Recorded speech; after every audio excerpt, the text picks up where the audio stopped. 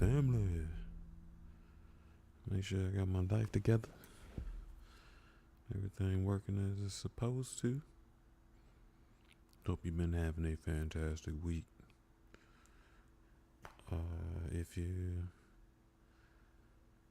able to, I hope you was able to beat the people trying to buy up all the water.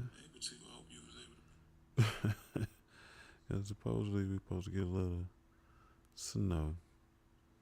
But we'll see how that goes. Alright. That's good. Facebook's good. I sound quiet, but you'll be alright. Alright. Let me get this started. Welcome to another episode of Thursday Night Book Club.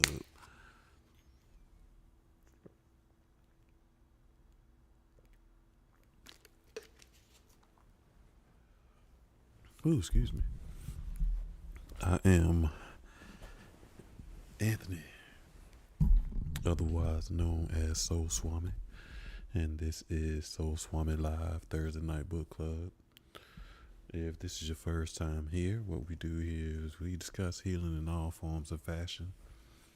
And this night, Thursday Night Book Club, is a spinoff of our Tuesday night show in an effort to allow us to reconnect with that childlike energy in us. And by having someone read to us. Generally, the beginning of every show, we do a little bit of energy work. And this week, we are on our third eye, which resides in your forehead, or better known as your intuition. Your third eye is in control of your intuition, your vision, your perception, and astral travel. And as I explain all the time, astral travel is as simple as remembering or visualizing. Remembering the past, so much so that you can feel, smell, taste the event, or thinking about the future, visualizing your future in the same way, so vividly that you can smell, taste, and hear the event. The element for your third eye is light. We always do a little bit of light therapy. The color is indigo, which is good for a black light if you have a black light. That will give you that indigo light best. And if you are into essential oils, you want to think rosemary, cedarwood, patchouli are all good for your third eye. And if you are into crystals and gemstones, you want to think labradorite, purple fluorite, amethyst, solidite are all good for your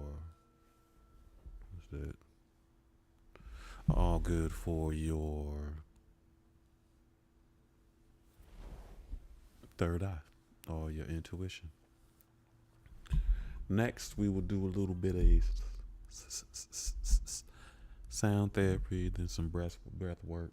I got my rain stick. We're going to do the bowl a little bit because that's our thing, but I want to hit the rain stick a little bit more.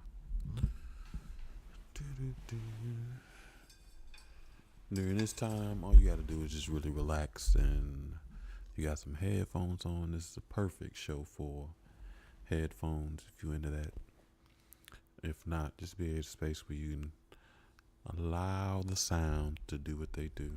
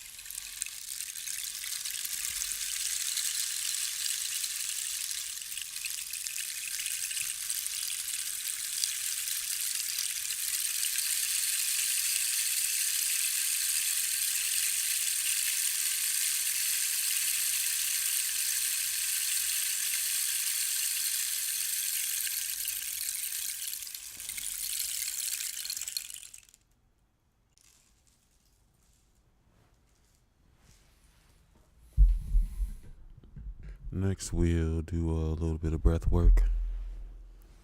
I think I want to stick with the energy of the week. We did 478 earlier this week, and I want to do 478 again. That is, you breathe in for a 4 count. You hold your breath for a 7 count. And then you exhale for an 8 count. But all you really have to do is just focus in on your breathing and releasing the stress of the day and inhaling some calm. Okay. Inhaling some calm, stability, all that positive energy that you need. On the count of 3, we will start our breath work. 1, 2, 3. Breathe in 4, 2, 3, 4. Hold 4, 2, 3, 4. Release 4, 2, 3, 4. I know I said we're gonna do 4, 7, 8, but it seems as though my energy wanted us to do 4, 4, 4. So we switched up a little bit. But again, just keep focused on your count and listening to the sound of my voice. Breathe in 4, 2, 3, 4.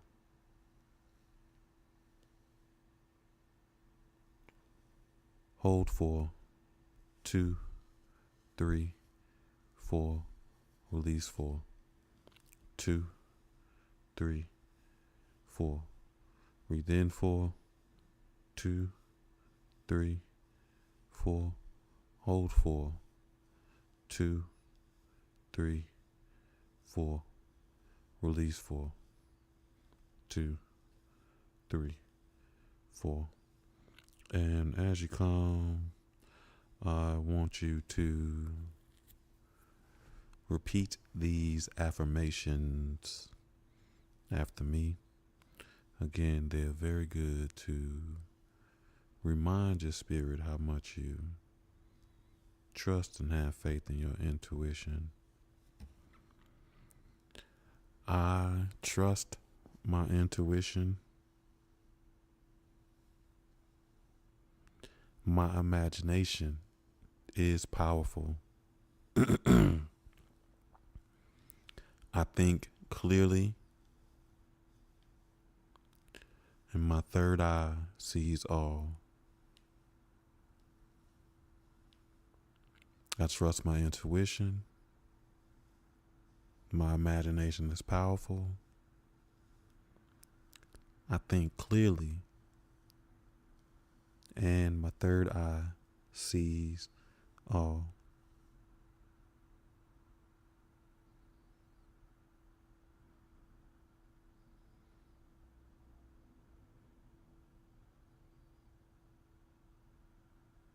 All right. Now we can get this party started.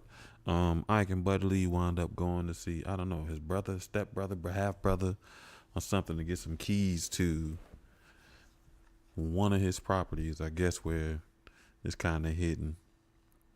So they're on their way to that property now. All right, so we're on chapter 42 if you're reading along with us. Ike turned right off of Route 14 on the Route 198. He'd had a few jobs in the Matthews County over the years, but not many. Most of the people out this way worked their own yards. Stay on this until we hit Tabernacle Road. Gonna take a left onto that, Buddy Lee said. Tabernacle Road was the first hard surface left turn after you drove through the town of Matthews, past the grocery store and the post office and the library, past the Civil War statue, 2 steps from the courthouse building.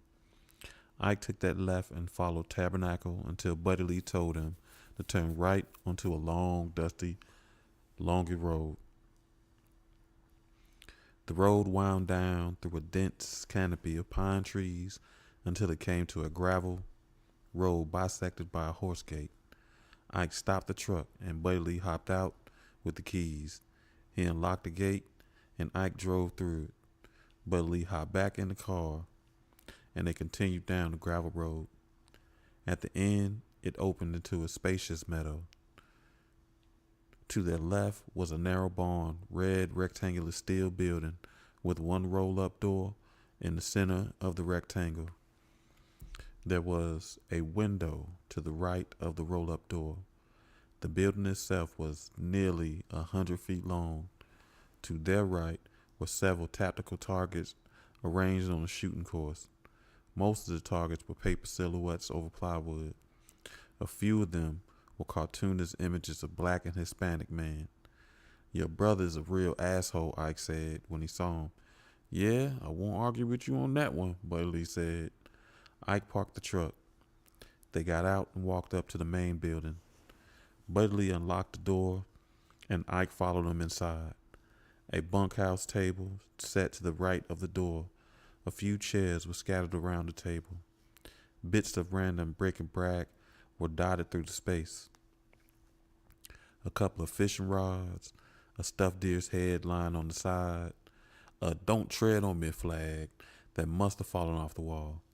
To their left, a cavernous structure was filled with 20 or so wooden crates, hard plastic totes, and a few gunny sacks. Buddy Lee wandered over to the crates. He pulled the lid off one and whistled. God damn, you could stop a rhino hopped up on meth with one of these sons of bitch, Buddy Lee said. He pulled out a fully automatic shotgun with a revolving cylinder out the box. You got shells to go along with that, Ike said. He got more shells than sharks got teeth in his box, Buddy Lee said, and he pulled the lid off another crate. Those street sweepers ain't legal in the States, Ike said. Buddy Lee waved his hand over the crates and boxes. None of this is legal, Ike. Them militia boys run with don't cotton to any laws except the Second Amendment. I know that. I'm just thinking about whether or not the ATF got your brother under surveillance. Gonna be some fireworks out here tonight, Ike said. If the feds on them, this place wouldn't be here. I don't think we need to worry about drawing no attention tonight, neither. We so far in the woods, we'd have to go back 5 miles the other way to find the boondocks, Buddy Lee said. If you say so, Ike said. Buddy Lee continued exploring the crates.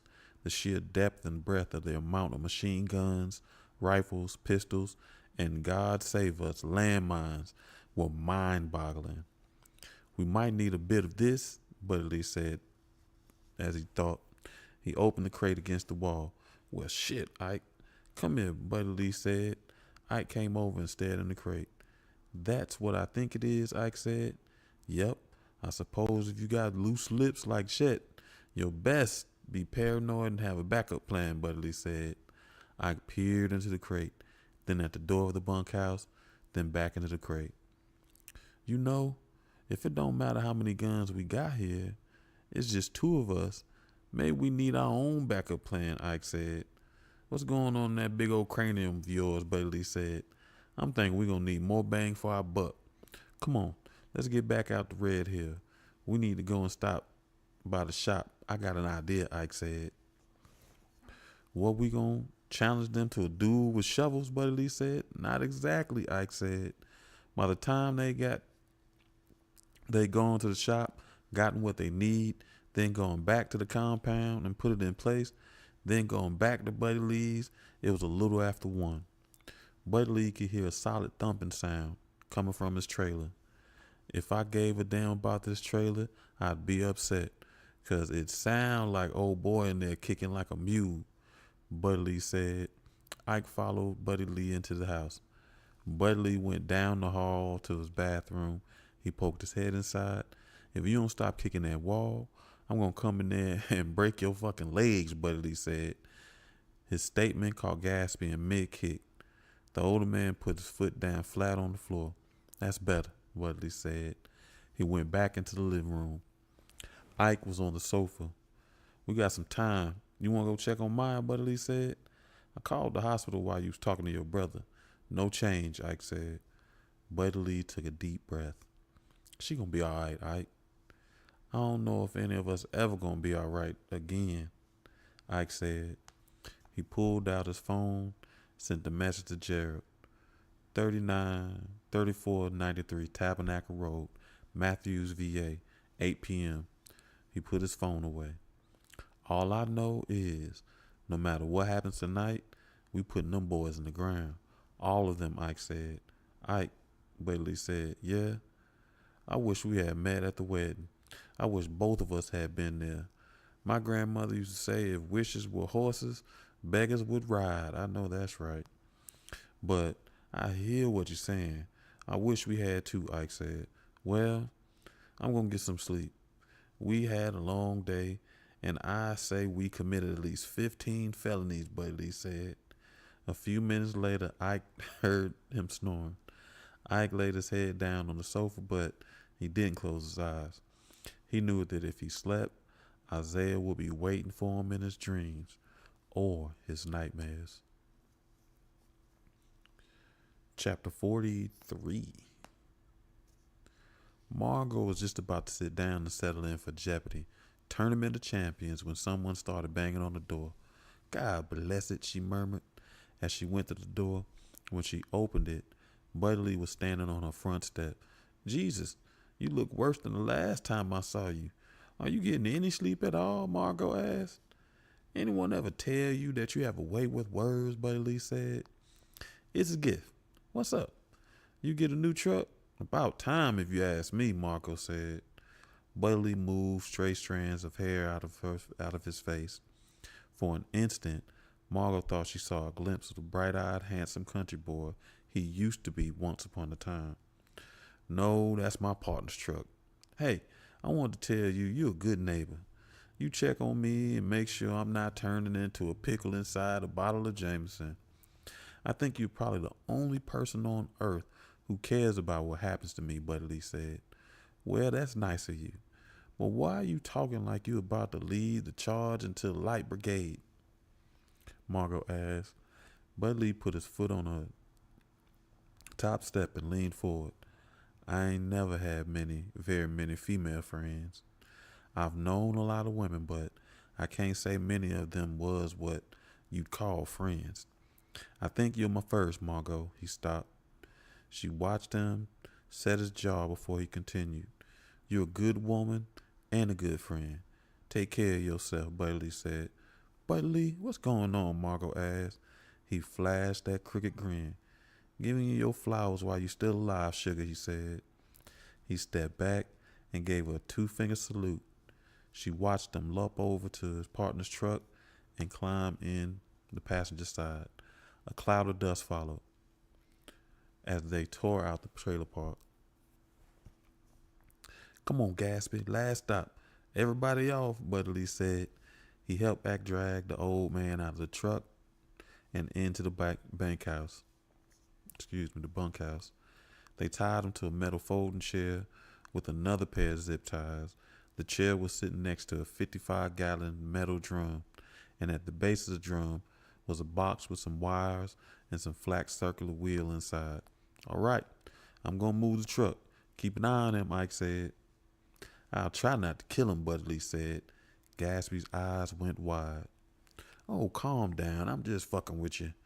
He turned back to Ike. Remember, if you go past the other entrances, go down to the post office and turn around. Be quick. There's not supposed to be another road back here. Chet used to complain about the county charging him more taxes than the more egress points he had or something. We don't want to draw no attention, Buddy Lee said. Long as that other gate ain't locked, we should be okay, Ike said. Ike moved the truck to the head of the other road, then made his way back to the compound through a footpath that took him past a corrugated metal outhouse. The past few nights had been cool as the last vestiges of winter refused to cede their kingdom to the spring. Tonight the air was unseasonably sultry. By the time he had made it back to the bunkhouse, he was coated in a thin sheen of sweat. Buddy Lee was sitting on the bench that ran along the back wall of the structure. He was holding an AR-15 with an extended mag. Ike grabbed an automatic shotgun out of the crate and loaded it with high-velocity shells. He sat back down at the table that was situated near the center of the building. He checked his watch. It was 7:30 p.m. You think there's anything after this? After we die, Buddy Lee asked. You worrying about your soul, Buddy Lee? Ike asked. He was cradling the shotgun like a newborn. Buddy Lee cleared his throat. If there is, I'm pretty sure where I'm heading. I've made peace with that. I reckon. I just wonder, do you think we'll see the boys? Like, if we don't make it out of this, you think we'll pass them on our way down south? Buddy Lee said. Ike peered out the window. The sun had set, but Half Moon had clocked in for the night shift. I hope not, Ike said. You hope not? Man, the only thing that keeps me holding on to any of that shit my pastor used to scream about while he was juggling them old copperheads. Oh, he went to one of them kind of churches. Makes sense. They kept in the back of the church is the notion that I might see my boy again, get a chance to tell him all the things I should have before they took him from me, Buddy Lee said. The only thing I'd want to say to Isaiah is that I'm sorry, and I couldn't say it enough, even if I had forever to say it. I couldn't say it enough, Ike said. His voice trailed off to a whisper. In the distance, they both heard the roar and thunder of motorcycle engines. Wordlessly, they both got up from their seats. Buddy Lee cut the zip ties that secured Gatsby to the folding chair. He also cut the ones around his ankles. Get up, Ike said. He grabbed Gatsby by the arm and walked to the roll-up door. Ike pushed the button on the wall next to the door, and it began to rise. He gripped his shotgun tight and stood shoulder to shoulder with Gatsby. Buddy Lee did the same thing on the other side. He checked his watch. It was 7:45. They tried to get the jump on us, Buddy Lee said. It's like that story. The wolf gets to the turnip patch at 6 in the morning. The rabbit been there and gone, Ike said. I know that's right. We the rabbits in that story, right? Buddy Lee said. Yeah, but we gonna eat them like the wolves, Ike said. A phalanx of motorcycles poured into the meadow. They pulled in front of the tactical course and faced the building. Ike counted 25 by the time the Cadillac SRX pulled up. The blonde Viking was riding a chopper hog with ape hangers and a high sissy bar in the back. There was a green sack covering the sissy bar. The blonde biker popped his kickstand and got off his bike. The green sack was attached to saddlebags with bungee cord. He released the cords and removed the green sack. Ariana was in the car seat that was strapped to the sissy about 5 miles of rope. I know that's right. They tied her in, though. Ike almost shot him right then and there.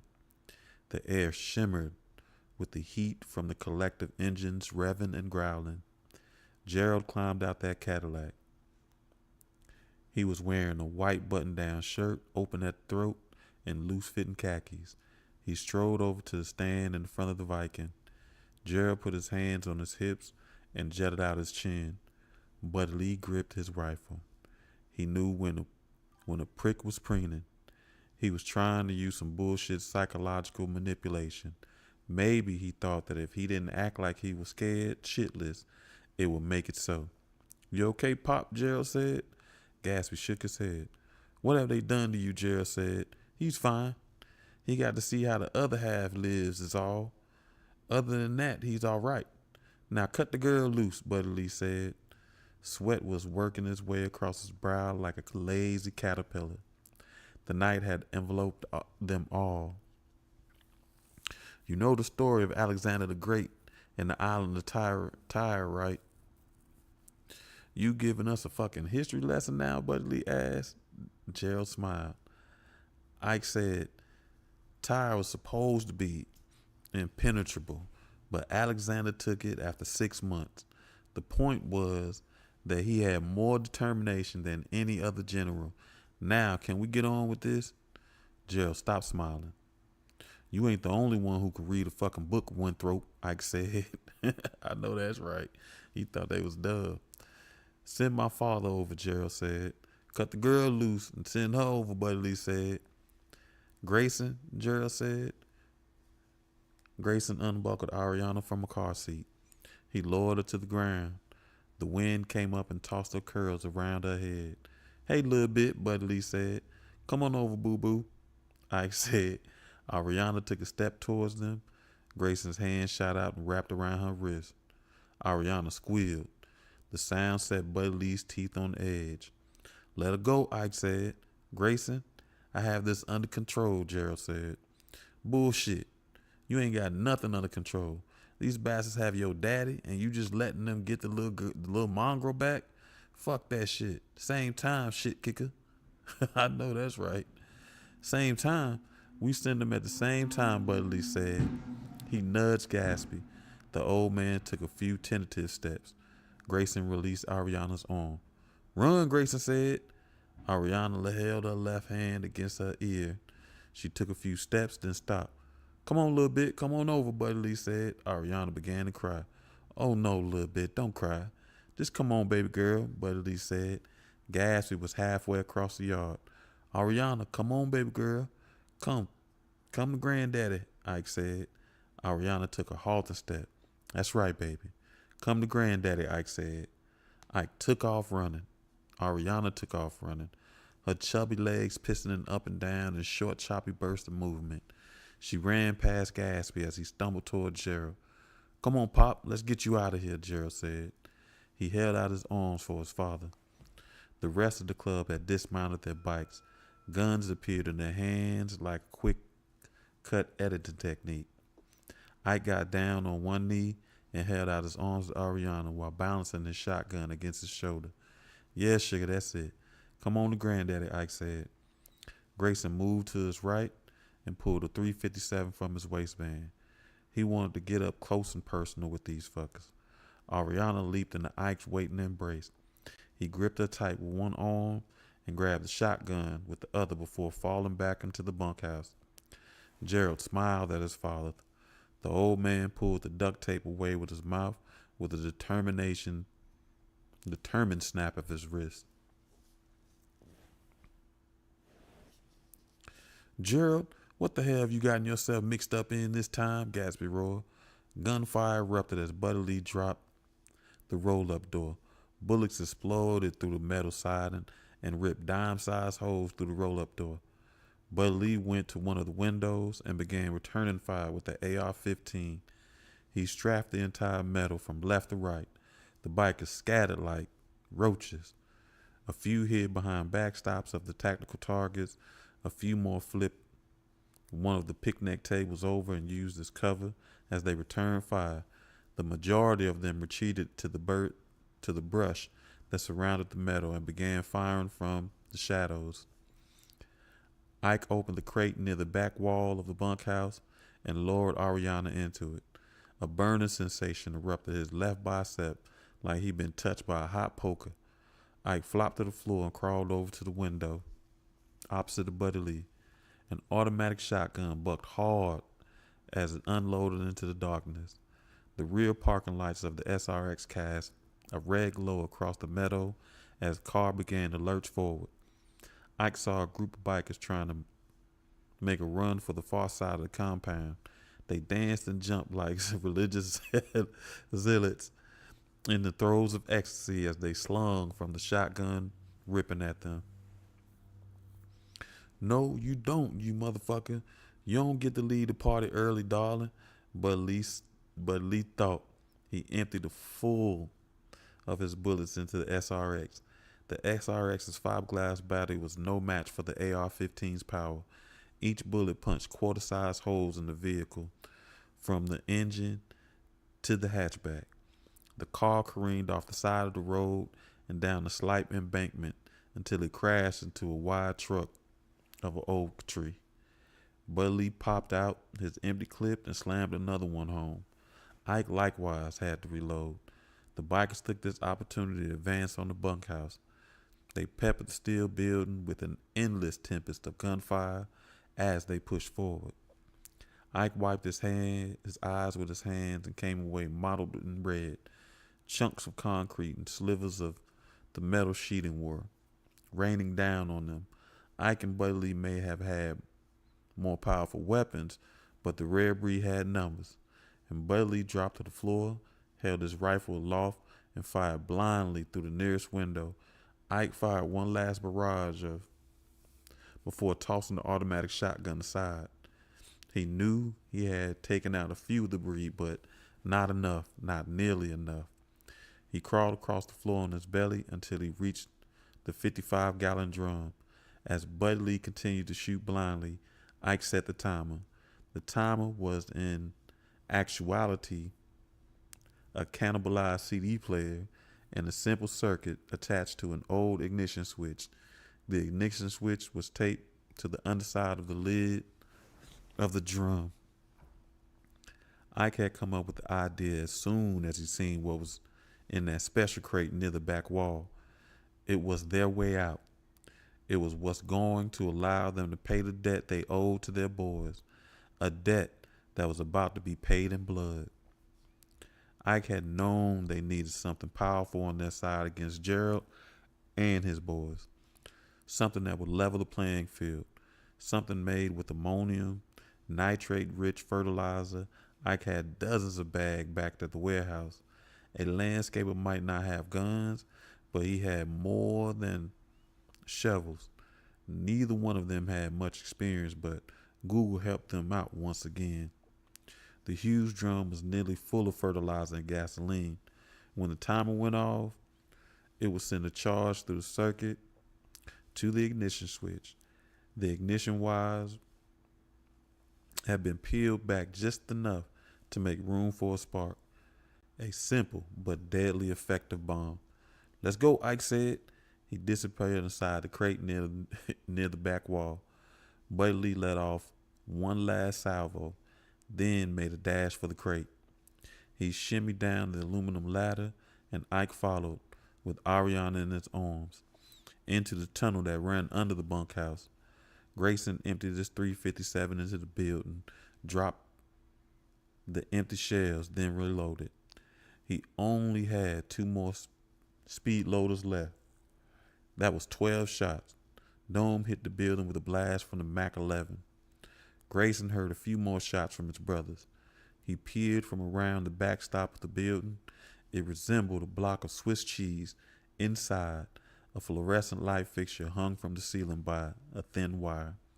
It swung lazily back and forth, creating a strobe light effect through the window. Grayson fired 3 more shots at the window. There was no return fire. "God damn it, I think we got their asses," Grayson thought. He stood up straight. Nothing. Not a peep from the outbuilding. We got him, Grayson roared. He smacked Dome on the back. "Go drag him out. We're going to make an example out of these motherfuckers," Grayson said.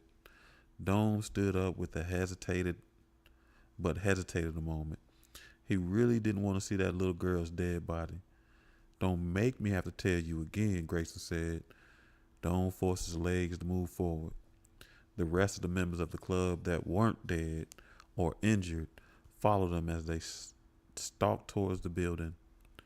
Dome kicked open the front door that was to the left of the roll-up door. When the orange flash filled his entire field of vision, one word appeared in his mind seconds before he was vaporized. "Karma," Dome thought. Then everything went black. Ike almost cried out for joy when his hands found the cool metal rung of the ladder that sat at the bottom of the faux privy. He pulled himself and Ariana up one rung at a time until they emerged inside the outhouse. Ike pushed the door open and took a great, deep breath as he and Ariana stepped out into the sweltering night. Buddy Lee followed them, covered in soot and coughing up a lung. Ariana was sobbing uncontrollably. "It's okay. We got you," Ike murmured as he held her tight. "Jesus H. Christ, you think Chet would have put a better ventilation system in that tunnel? It's got everything else but an easy chair down there," Buddy Lee said. "I'm going to take it to the truck." "She's scared," Ike said. "I'm going to stay here and see if I can catch me a breath. When you get back, We'll go on down there and see about our friends, Buddy Lee said, and he started coughing again. Be right back, Ike said. I'll be here, Buddy Lee said as Ike and Ariana made their way up the path. Ike strapped Ariana in the passenger seat. He pulled up a game on the cell phone that involved flying pieces of fruit and put the phone in Ariana's lap. Grandpop gotta go check on something, okay? He said. Ariana ignored him as she moved her tiny fingers across the phone screen. Ike and Buddy Lee walked along the path to the compound in silence. I could smell the results of their handiwork on the breeze, a witch's brew of immolated flesh and a harsh chemical scent halfway between chlorine and alcohol. Fucking hell, Buddy Lee said when they reached the compound. More accurately, when they reached the place where the compound had once stood. A flickering ring of flames, 100 feet in diameter, encircled the former militia headquarters. The steel outbuilding was gone. The concrete footing that had set upon was cracked in the middle and scorched from end to end. The tactical shooting range had been obliterated. Piles of burning hay from the target backstops littered the ground in all directions. The motorcycles that had been parked in diagonal lines with military precision were formless clumps of metal, more akin to amoebas than machines. Here and there were recognizable parts, a handlebar, a foot peg, a front wheel, but for the most part the bikes had been reduced to twisted amalgamations of leather, steel, iron, and chrome. Their owners had suffered a similar fate. Ike carried Gatsby's pistol. Buddy Lee had his knife and AR-15 slung over his chest on the strap. They moved through the bodies, ready to finish what they had started, but Ike soon came to realize that it wouldn't be necessary. The breed was done. The ones who hadn't been torn asunder by the initial explosion had found their insides liquefied by the subsequent shock waves. Bodies and body parts were strewn across the clearing like party streamers. Buddy Lee glanced up at the pine tree near the tactical course. There were 2 arms in that tree. They were both left-handed. Buddy Lee shook his head. I think this chapter of Rare Breed done got closed down permanently, Buddy Lee said. Ike was about to respond when they heard the pitiful whisper coming from the direction of the SRX. Ike and Buddy Lee looked at each other, then walked over to the vehicle. All the windows had been shattered from the force of the blast. Ike peered inside the car. Gatsby was laying over on the side. Blood was dripping from his ear. His lower torso and lap was soaked in red. I could smell the pungent odor of shit wafting up from the inside of the car. Ike reached his hand inside the window and put his fingers to the old man's neck. There was no pulse. Buddy Lee opened the driver's side door. Gerald Winthrop Culpepper fell to the ground like a sack of wet laundry. He was moaning and whimpering from a place deep in his broad chest. His khakis were so soaked in blood they appeared burgundy. Gerald pulled himself along the ground through the detritus that covered the forest floor. Buddy Lee pushed aside a clutch of brambles as he followed behind Gerald. Ike came up alongside them. Buddy Lee put his foot in the middle of Gerald's back and stopped his forward progress. Where you going there, hoss? Buddy Lee asked conversationally. Ike came around the back with the car. He had the 44 down by his side. Buddy Lee grabbed Gerald by his shoulders and flipped him over. Please don't, Gerald rasped. Don't what? Ike said. Please don't kill me. I'm sorry. I'm so sorry, Gerald said. His broad face was slick with sweat. All around them, gentle crackling of flames filled the night, drowning out the natural sounds of the forest. Everybody's sorry when they get caught, Buddy Lee said. Please, I'm sick. I'm a sick man, Gerald said. Oh, you sick? Why, because you like being with Tangerine? Ike asked. Yes, I need help, Gerald gasped. Ike leaned forward and stared at the man's bloodshot eyes. You think my son was sick? Or his son? or Tangerine? You think they deserve desire because you can't deal with who you are? Ike asked. Gerald said nothing. Ike straightened himself. The funny thing is, if my boy was here, he'd feel sorry for you. If his son was here, he'd probably forgive you, Ike said. Buddy Lee opened his knife. It clicked as he locked the blade in place. But they ain't here, are they? Buddy Lee asked. No, they ain't, Ike said. Ike and Buddy Lee threaded their way through the woods as they took a path back to the truck. They didn't speak because there wasn't anything left to say.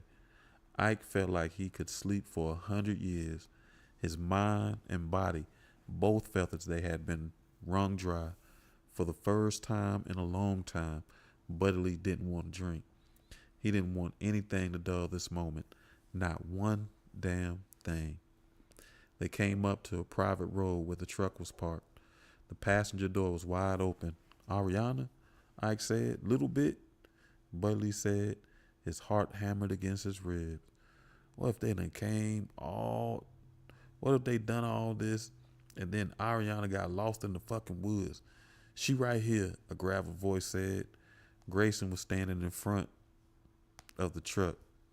He had Ariana cradled in his left arm. His right hand was holding the .357, the barrel pressed against her temple. Drop the guns, Grayson said.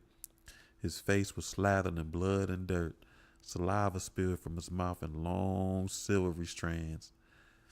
The light of the half moon made him look like a ghost of a true Viking, a phantom covered in face paint who'd escaped from Valhalla, intent on spreading terror across the land of the living.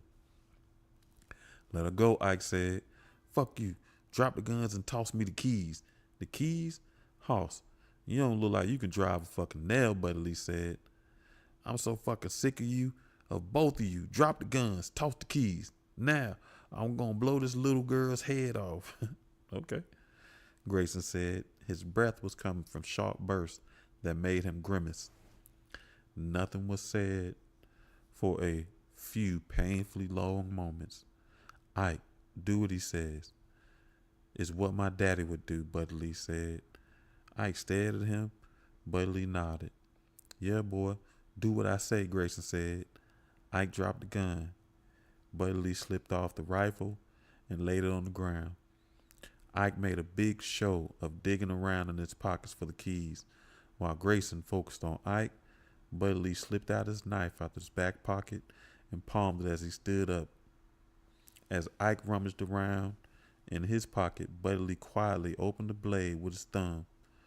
Okay, here's the keys, Ike said, holding them up in front face. Toss them at my feet. Be careful, I'm feeling woozy. You don't want me to slip and pull this trigger by accident, Grayson said. Ike tossed the keys. They landed just a few inches shy of Grayson's boots.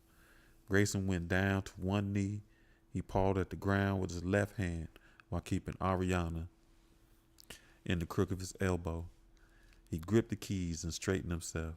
He took the gun from Ariana's head and pointed at Buddy Lee. I wish this was the piece I did your boys with, Grayson said. Let her go, Ike roared. Grayson's eyes flicked towards him. Buddy Lee launched that knife at Grayson with a vicious, underhanded throw. The blade impaled itself in his neck with a wet sucking sound. Grayson pulled the trigger of his gun in a wild, rapid succession of shots. Ariana tumbled from his arms.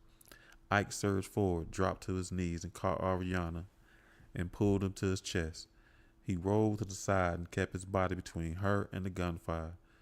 Grayson staggered around in the drunken, concentric circles. The .357 slipped from his hand. Blood as slick and whispery as mercury poured from the wound in his neck. In his desperation and fear, he pulled the knife free.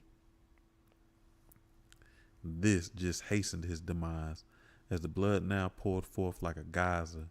He pitched forward and landed his face first in the dirt, even as the blood still bubbled from his neck. Ike got up with Ariana in his arms. She wasn't crying. She wasn't making any sound at all. Ike thought it was almost worse than her cries. There was no need to check on the biker to make sure he was gone. The blood trail that followed him was all the proof Ike needed. Instead, he went to Buddy Lee. He was sitting on the ground, leaning his head against the truck. He had his hands pressed against his abdomen. Ike placed Ariana on the hood. He went down to his knees and put his arms around Buddy Lee's thin shoulders. Get up. We gotta get you to a hospital, Ike said. I don't think that's gonna cut it, Hoss, Buddy Lee said. He moved his hands. His gray shirt was so wet with blood, it looked black in the moonlight. Shut up, let's go, Ike said. He started to rise, and Buddy Lee grabbed his arm. His palm was cold and clammy. His hand was covered in his own blood. I ain't gonna make it to the victory party, Buddy Lee said. Ike went back down on one knee. Buddy Lee's breathing was becoming shallower and shallower. Stay with me, Buddy Lee said. Ike shifted his weight until he was sitting next to Buddy Lee. He put his arm around the man and felt the brittleness just under his skin. It was like hugging a baby bird. It's cancer, ain't it? All that coughing and shit, Ike said. Buddy Lee nodded his head, moving at a snail's pace. You think I'll see the boys? Buddy Lee asked. Ike had to strain to hear him. He bit his bottom lip so hard it nearly bled. I hope so, Ike said. Me too, Buddy Lee said. Then he slumped against Ike's chest. His head lolled to the side, and he was still. Ike wrapped his arm around him and pulled him close. He sat that way until Ariana spoke. Him tired, she said. Ike wiped his face. He carefully laid Buddy Lee on his side. Yeah, he gonna rest now, Ike said.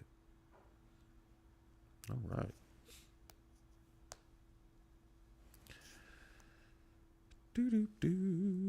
Chapter 44.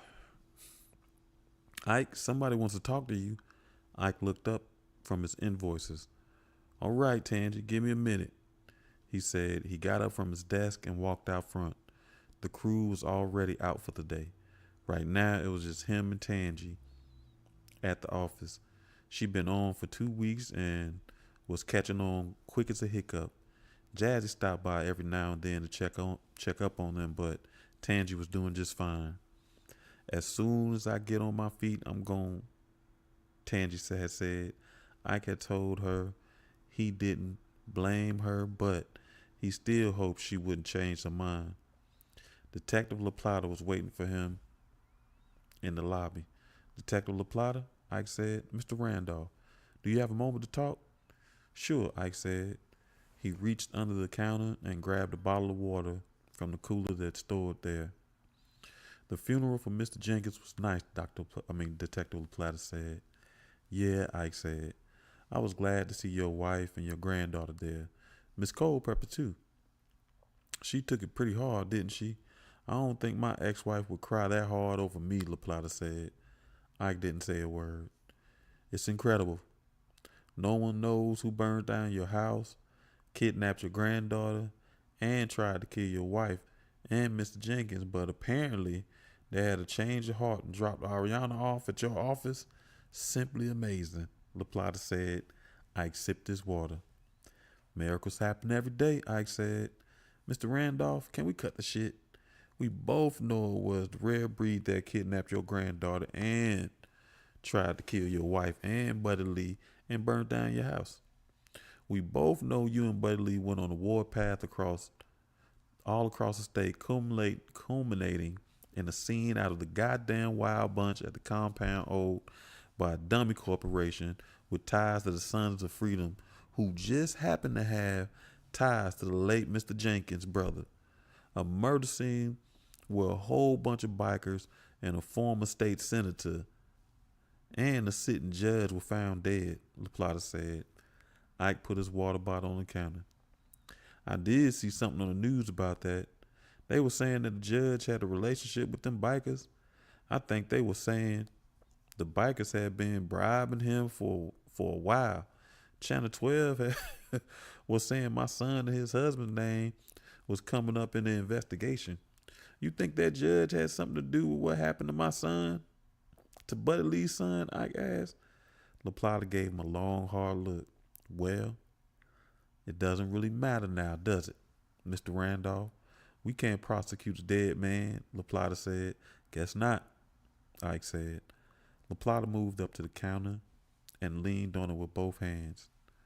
You don't really think anybody believes Buddy Lee Jenkins killed all those bikers and the Culpeppers by himself, do you? That he just happened to figure out how to construct a fertilizer bomb with a ninth grade education, LaPlata asked. Ike crossed his arms, careful not to touch the wound on his left arm. Why are you here, Mr. LaPlata? Ike asked. Detective LaPlata, Mr. Randolph.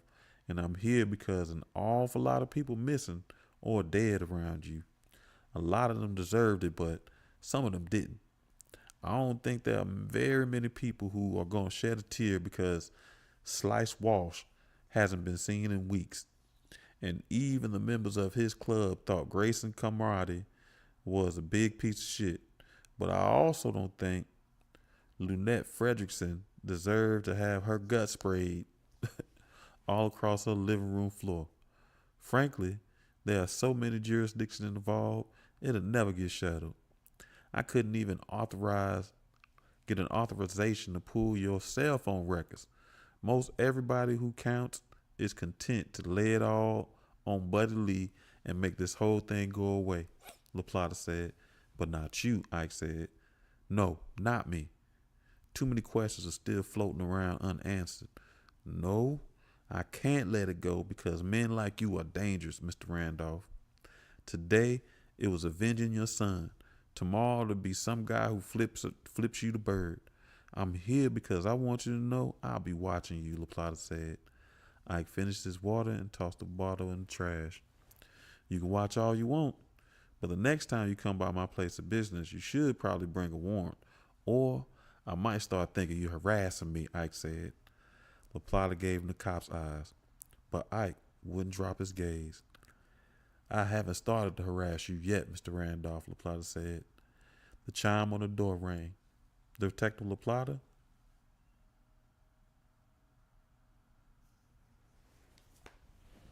Okay. What is going on? Okay. Facebook tripping.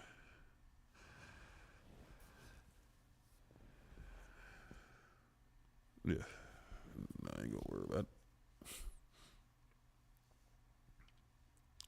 Detective LaPlata, Maya said. She was holding a huge bag of food from Sanders.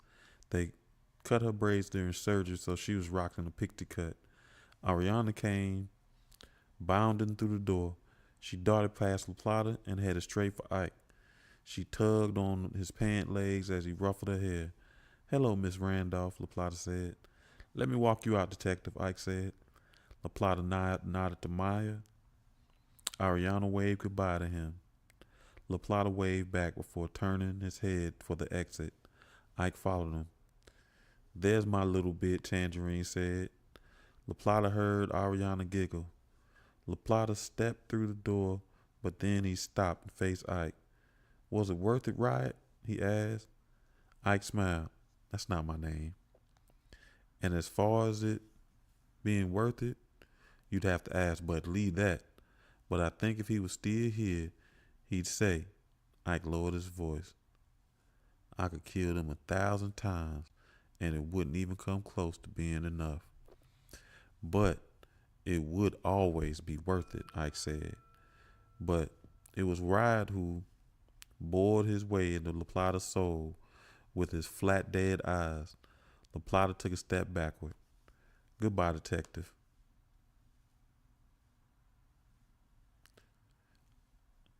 Ike said as he closed the door. All right, well, we're going to finish it up. And then we did it done. All right. Chapter 45. Ike parked his truck and grabbed a brown paper bag sitting in the passenger seat. He got out and began treading his way through the headstones that filled the cemetery like it was a forest of granite. He came over a slight hill and saw Margot on her hands and knees at Buddy Lee's grave. She was planting red, white, and blue petunias. Hey, Ike said. Margot looked up and gave him a half smile. Don't criticize my work, Mr. Landscaping Man, Marco said. She stood up and wiped her hands on the jeans. Humming, she gathered the empty plastic tray that held the petunias. She put a small plastic trowel in her back pocket. I ain't got nothing to say. Looks good to me, Ike said. I figured he could do some with some sprucing. God knows he never did anything with that damn trailer, Marco said. I think he'd like it. Ha! He'd make some smart ass comment about the colors, call me Captain America or some other foolishness, Margot said. Yeah, he probably would, Ike said. Margot wiped her eyes with the back of her hands. Lord have mercy. He could be an aggravating cuss, but I sure do miss his ass, Margot said. Ike took a deep breath, sucked his teeth, then spoke. Yeah, me too. Well, I'll let y'all have some privacy, Margot said. You don't have to go, Ike said. Yeah, I do. I'll be bawling like a baby in a minute, and I think neither one of us want to see that. Look, I know you can't say it, but I gotta ask. He went out fighting, didn't he? Margot said. Ike gave her long, unblinking look. She studied his eyes, saw the answer to her question, and nodded her head. Okay, she said. She turned and hurried down the hill. Ike stared after her for a few moments before he faced the grave. The black granite headstone said Buddy Lee instead of Williams. When the state medical examiner released his body, Buddy Lee's sister had reached out to Ike about paying for the funeral. He said he would, but with two conditions.